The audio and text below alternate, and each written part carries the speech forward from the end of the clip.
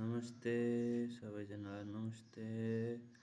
आज चाहिँ मैले N4 लेभलको भोकाबुलेरी अफ मिनानोनियमको लेसन 26 लिएर आएको छु। सबैजनाले हेर्नु होला। फर्स्टमा चाहिँ मिमास भनेको हेर्नु पनि हुन्छ, अर्को के पनि हुन्छ चेक गर्नु पनि भयो है। मिमास भनेको हेर्नु भयो अनि अर्को के हुनेछ चेक गर्नु पनि भयो। सागासिमास भनेको खोज्छु, सागासिमास भनेको खोज्छु। थर्डमा हाम्रो के छ ओकुरेमास, ओकुरेमास भनेको ढिला हुनु हुन्छ, ढिला हुन्छ हुनु, ढिला हुनु हुन्छ। अनि अर्को चारमा छ मानिआइमास, मानिआइमास भनेको भ्याउँछु, के काम गर्ने भ्याउँछु, म त्यो काम गर्न भ्याउँछु। त त्यो काम गर्न सक्छस् भन्दा सक्छु भ्याउँछु। यारिमास भनेको गर्छु, सिमास भनेको पनि गर्छु भन्ने हुन्छ है त। सिमास पनि हुन्छ, यारिमास भनेको पनि हुन्छ है। यारिमास र सिमास, सिमास भनेको हिरोइमास भनेको टिप्छु भेटाउँछु, हिरोइमास भनेको टिप्छु भेटाउँछु, हिरोइमास।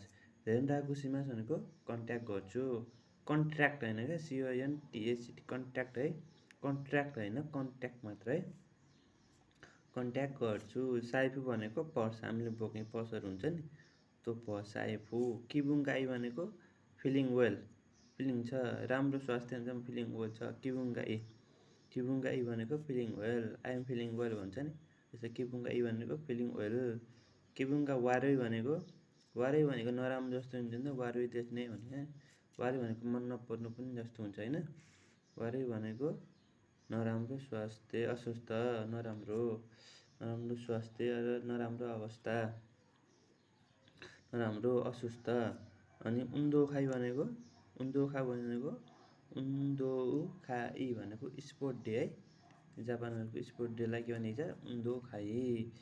बास्यो भनेको बस्ती, बास्यो, बास्यो भनेको बस्ती।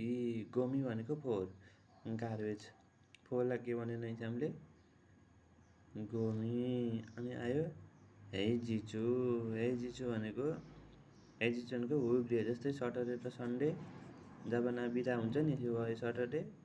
अनि अर्को के भयो यो सन्डे, सटरडे र सन्डे विकडेज।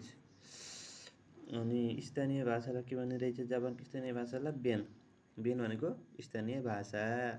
कोन्दो भनेको अर्को पटक, नेक्स्ट टाइम, नेक्स्ट टाइम भन्नु पऱ्यो भने कोन्दो, कोन्दो। जुइबुन भनेको धेरै, जुइबुन भनेको धेरै।